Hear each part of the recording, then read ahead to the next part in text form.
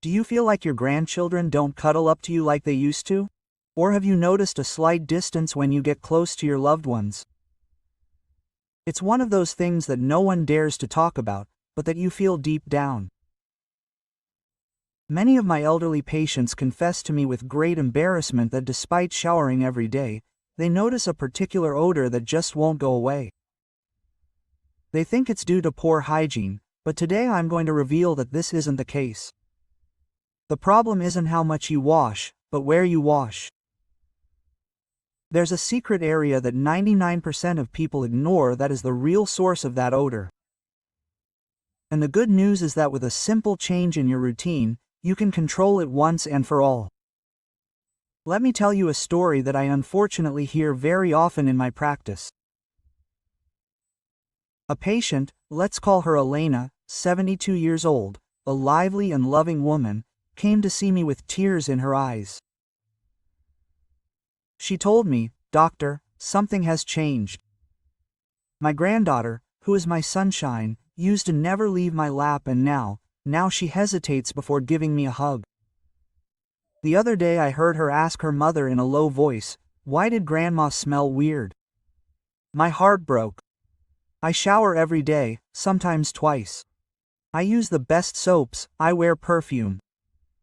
But there's something, a smell that's kind of waited on, a little musty, that won't go away. I feel like people are distancing themselves." He started avoiding family gatherings out of sheer embarrassment. Elena's story is not an isolated case. It echoes a silent suffering that affects millions of older people.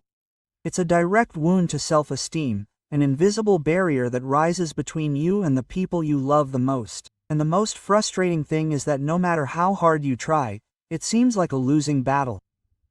You try hard, you maintain impeccable hygiene, and yet the problem is still there. You feel judged, misunderstood, and, above all, alone. Today I'm here to tell you, looking you in the eye, you are not alone. And even more importantly, it is not your fault. The problem and the false belief, the agitation. For decades we have associated the change in body odor with age with a simple and cruel idea, the lack of hygiene. Society, often without bad intentions, but with a lot of ignorance, has repeated this myth. It is thought that older people neglect themselves, that they do not bathe as often or that they do not do it properly. And this idea, this false belief is the root of enormous pain and injustice, because the truth is that most people who go through this are, like Elena, incredibly careful with their cleanliness.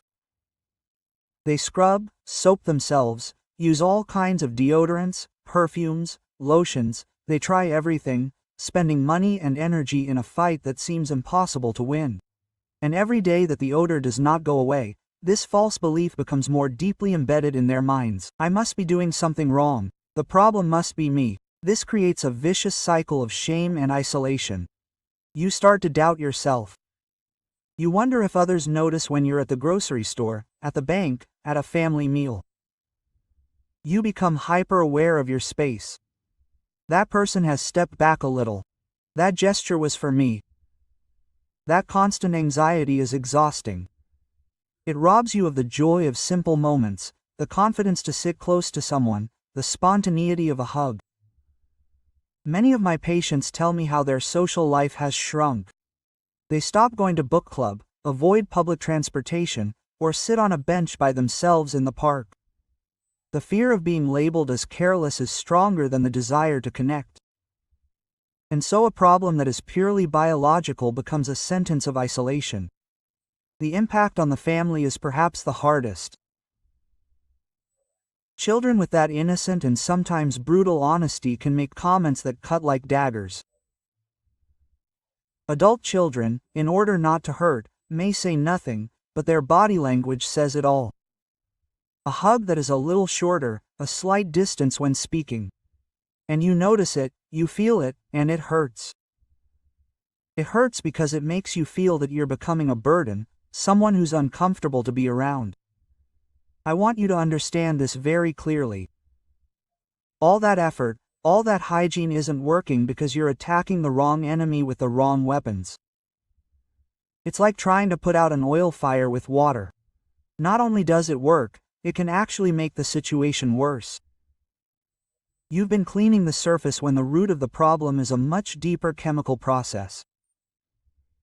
One that most soaps can't touch. Today we're going to debunk that myth. Let's stop blaming hygiene and start understanding the science. Because only by understanding the real cause can we find the real solution.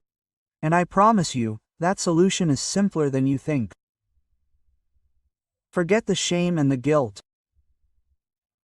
It's time to meet the real culprit, the scientific revelation, the real culprit. As a physician, I've spent years studying the processes of aging, and one of the most fascinating and least understood areas is the chemistry of our skin. For a long time, science didn't have a clear answer to this distinctive odor that appears with age. But thanks to research, thanks to pioneering studies in Japan, we now know the culprit's name. Two nonenals. I know it sounds like a chemistry class, but stick with me and I'll explain it simply. Imagine you cut an apple and leave it out in the open. What happens? It starts to turn brown and oxidize. This oxidation process changes its color, texture, and even its smell. Well, something very similar happens to our skin as we get older. Our skin has a layer of natural fats, lipids, that protect it and keep it hydrated. Among these fats are omega-7 fatty acids. When we're young, our bodies have a very powerful antioxidant defense system that protects these fats from oxidation. It's as if the apple had an invisible shield that prevents it from turning brown. But after about 40, two things start to change.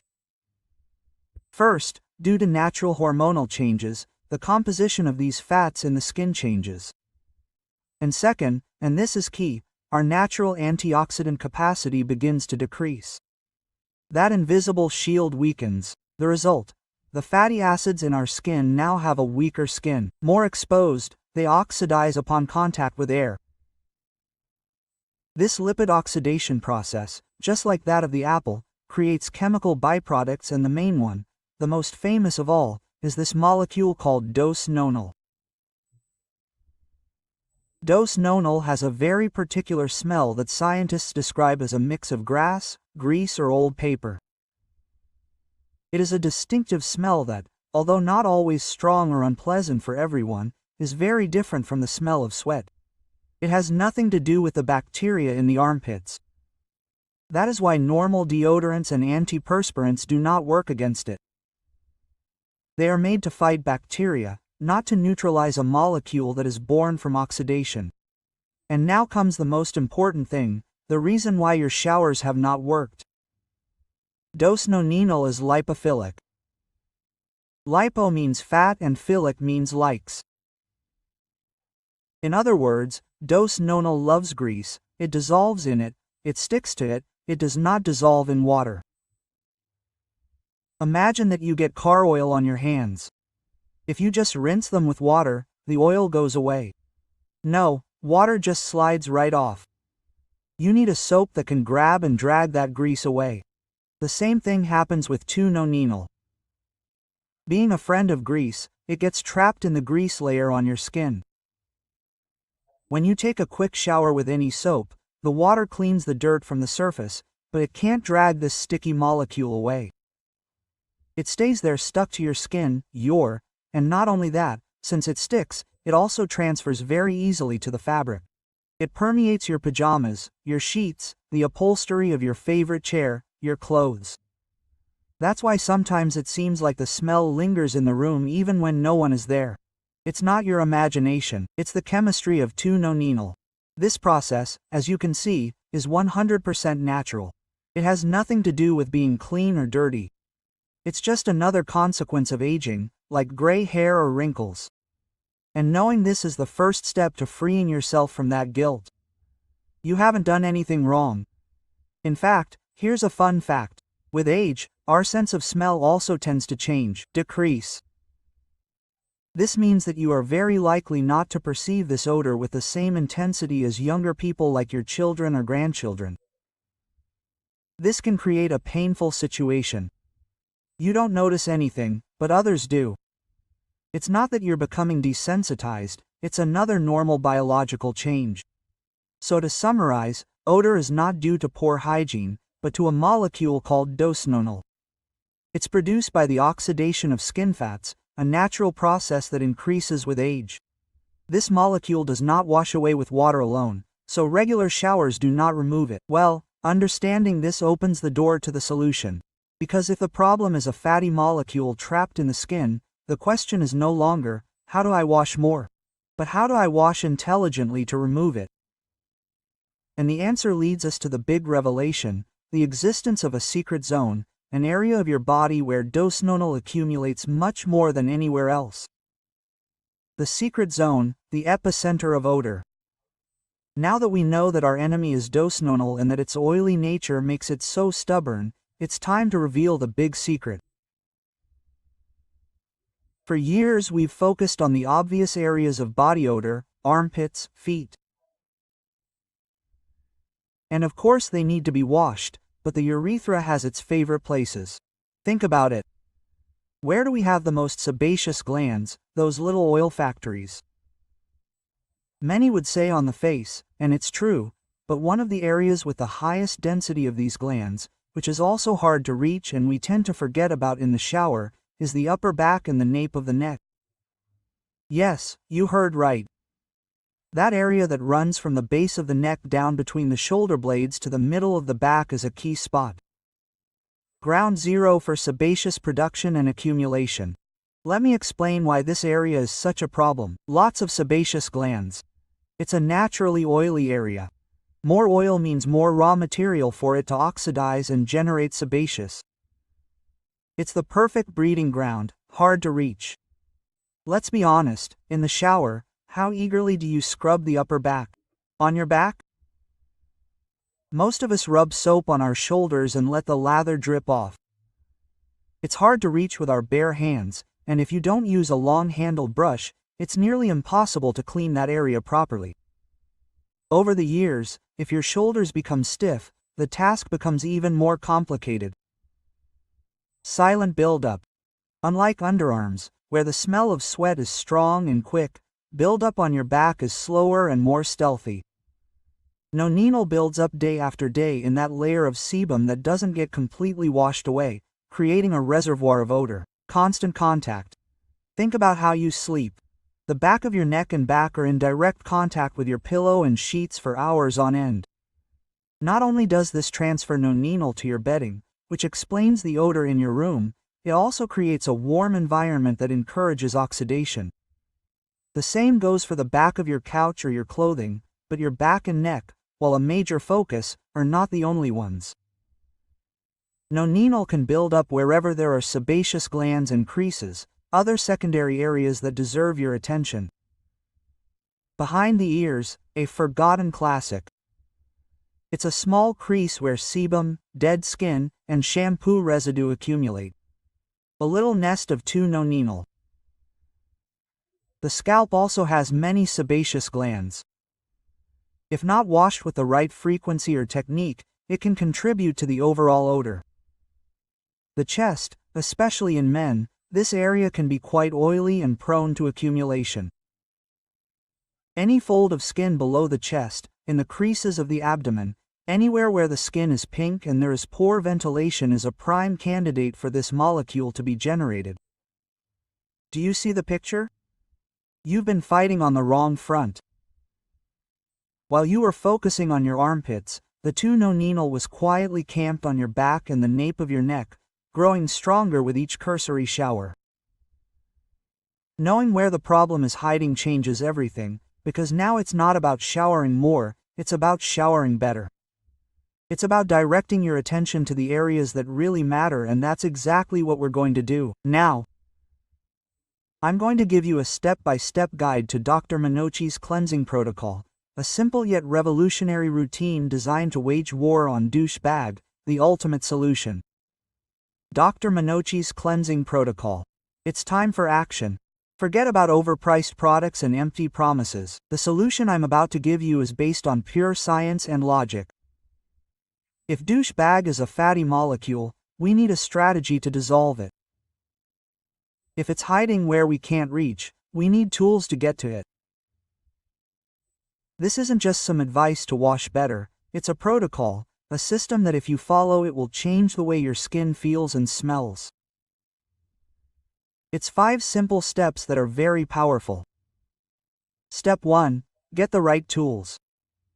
Before you turn on the tap, make sure you have your arsenal ready. Soap.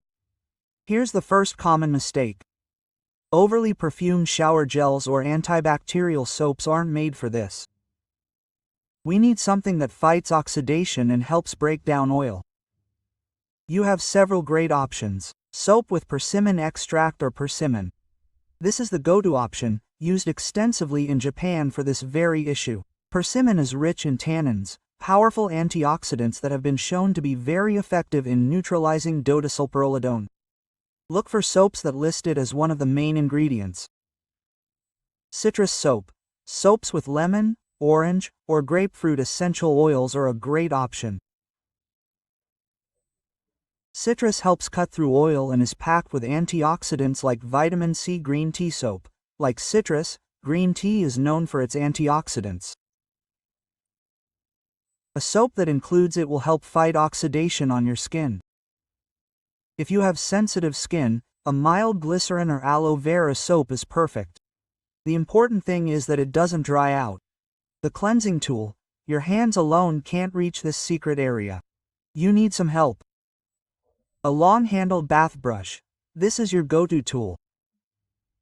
Look for one with medium firm natural bristles. They shouldn't be scratchy, but they should be firm enough to gently exfoliate and lift away that layer of sebum and cells. Dead skin. A washcloth or exfoliating sponge for your chest and behind your ears. A loofah or small towel with some texture works wonders. Step 2. Adjust the water temperature. This is crucial. We love really hot water, but for our skin and for this problem, it's a mistake.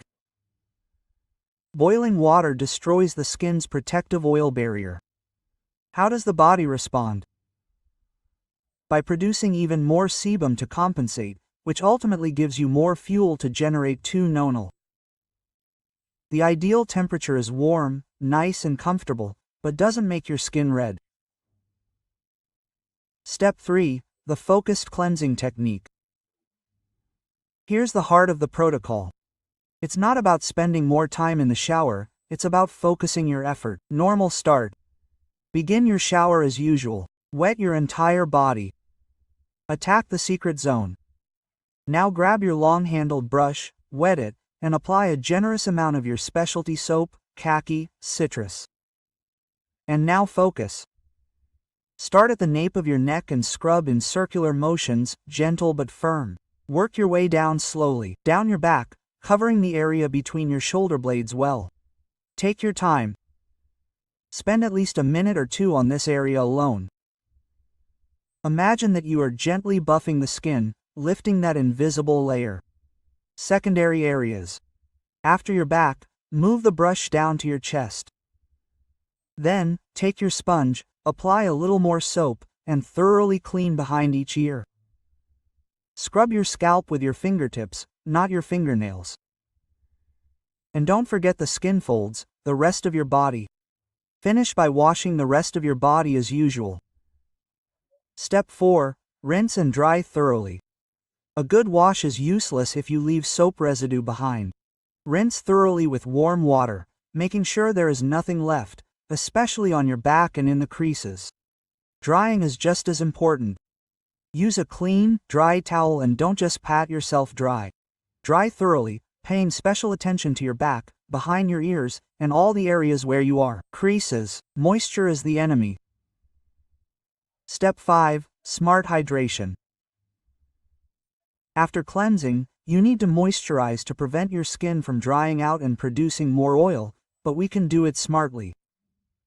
Choose a lightweight body lotion that contains antioxidants. Look for ingredients like vitamin E or vitamin C. By applying a cream with antioxidants, you help strengthen your skin's defenses against oxidation throughout the day. It's like giving it that invisible shield we talked about.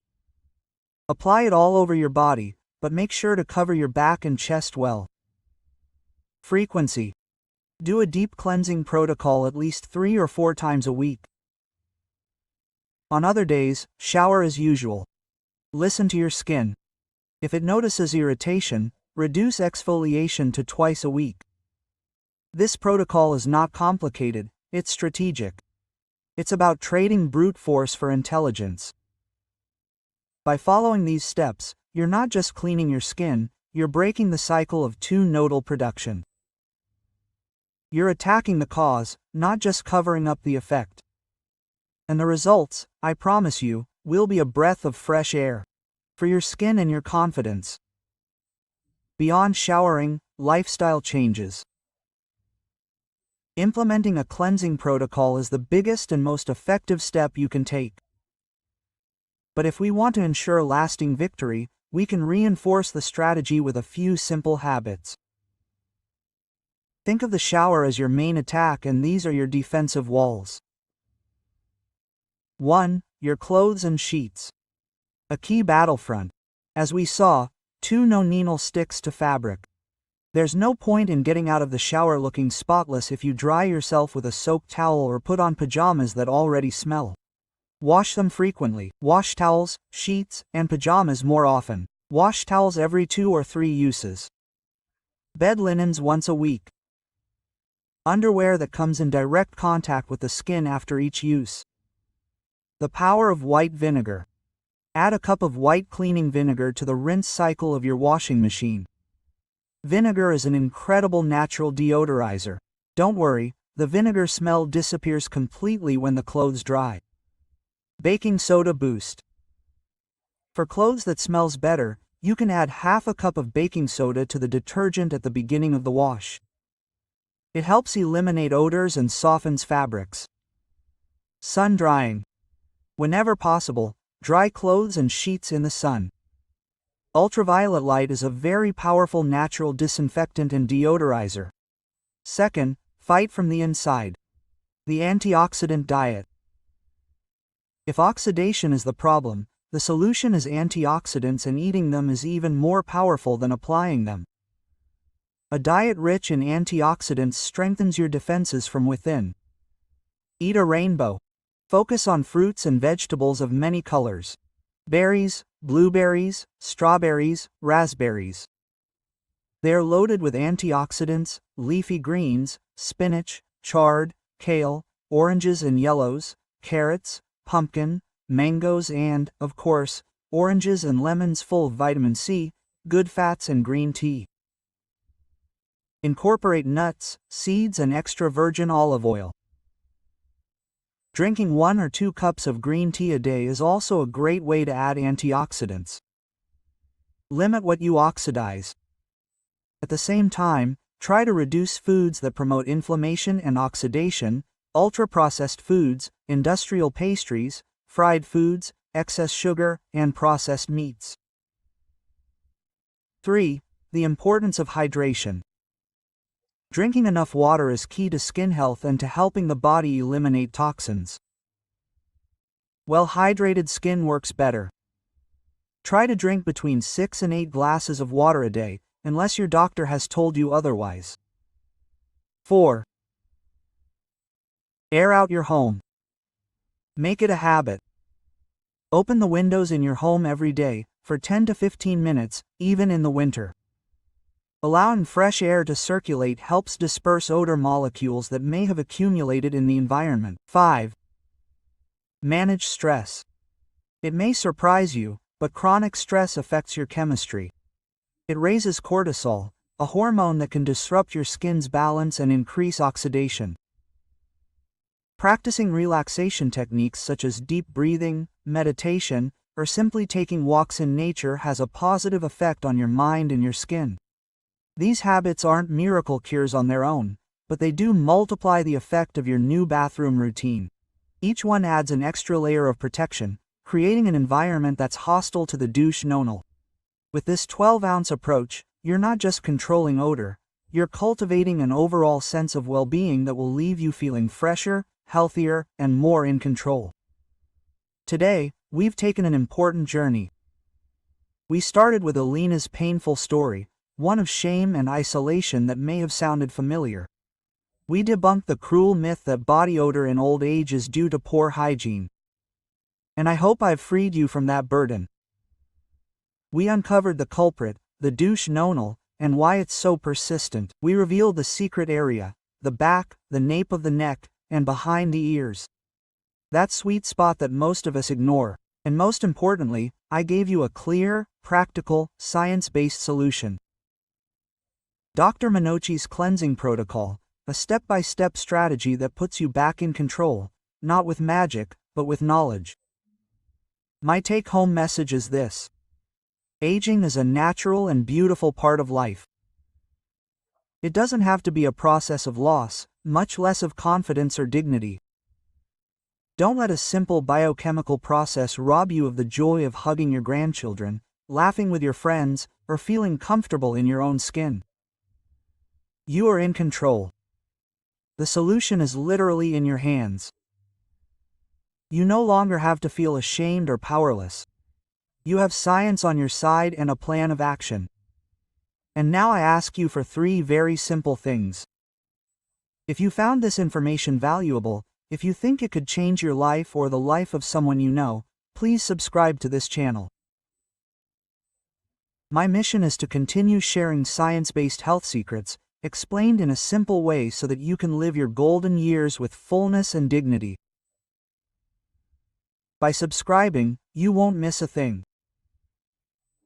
Think of a person, a friend, a family member, someone for whom this information could free them from that same silent burden. Share this video. A simple gesture can change someone's life, restore their confidence, and help them reconnect. Be that bridge of support.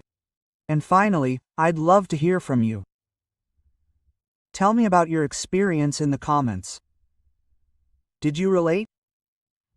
Are you going to try the protocol? Your story can give hope to many others who are going through the same thing. Let's build a supportive community here. Thank you for your time and trust. Remember, it's not about going back, it's about moving forward with knowledge.